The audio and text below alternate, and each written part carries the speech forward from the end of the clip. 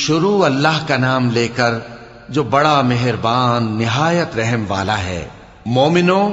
اگر تم میری راہ میں لڑنے اور میری خوشنودی طلب کرنے کے لیے مکے سے نکلے ہو تو میرے اور اپنے دشمنوں کو دوست نہ بناؤ۔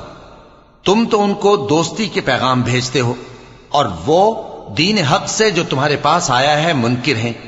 اور اس وجہ سے کہ تم اپنے پروردگار یعنی اللہ تعالیٰ پر ایمان لائے ہو، پیغمبر صلی اللہ علیہ وآلہ وسلم کو اور تم کو جلا وطن کرتے ہیں۔ تم ان کی طرف پوشیدہ پوشیدہ دوستی کے پیغام بھیجتے ہو، اور جو کچھ تم مخفی طور پر اور جو علل اعلان کرتے ہو وہ مجھے معلوم ہے، اور جو کوئی تم میں سے ایسا کرے گا وہ سیدھے رستے سے بھٹک گیا۔ اگر یہ کافر تم پر قدرت پالیں تو تمہارے دشمن ہو جائیں، اور ایذا کے لیے تم پر ہاتھ بھی چلائیں اور زبانیں بھی، اور یہ چاہتے ہیں کہ تم کسی طرح کافر ہو جاؤ۔ قیامت کے دن نہ تمہارے رشتے ناتے کام آئیں گے اور نہ اولاد۔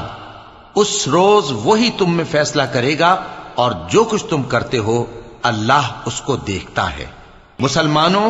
تمہیں ابراہیم اور ان کے رفقا کی نیک سیرت کو اپنانا ضروری ہے۔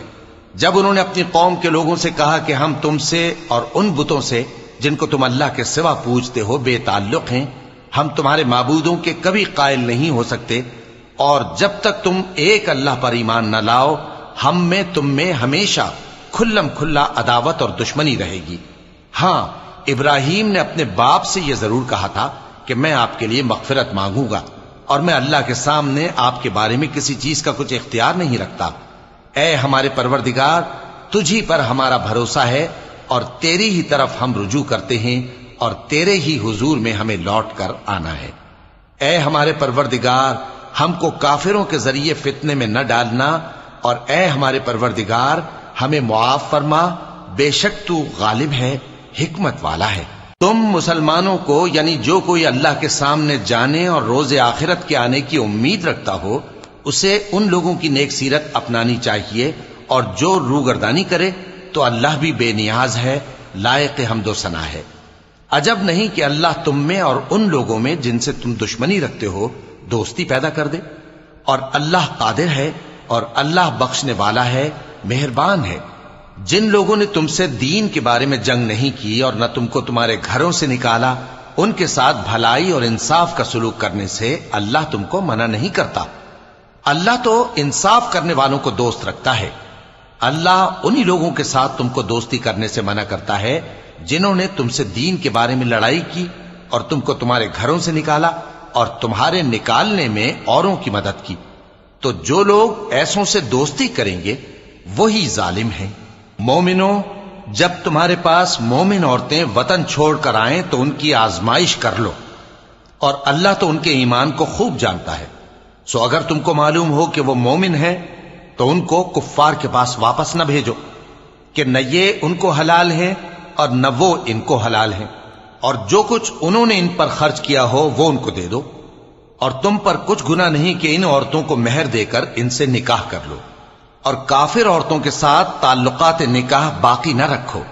یعنی انہیں کفار کو واپس دے دو، اور جو کچھ تم نے ان پر خرچ کیا ہو تم ان سے طلب کر لو، اور جو کچھ انہوں نے اپنی عورتوں پر خرچ کیا ہو وہ تم سے طلب کر لیں۔ یہ اللہ کا حکم ہے جو تم میں فیصلہ کیے دیتا ہے،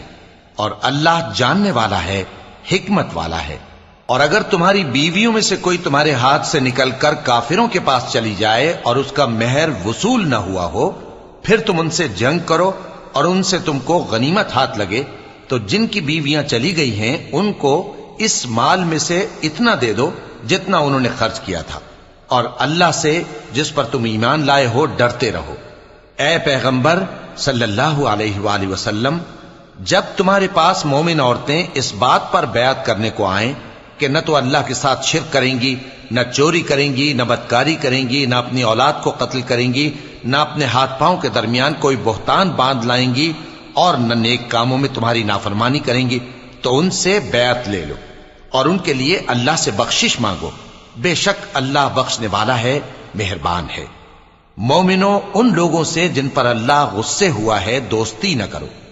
کیونکہ جس طرح کافروں کو مردوں کے جی اٹھنے کی امید نہیں، اسی طرح ان لوگوں کو بھی آخرت کے آنے کی امید نہیں۔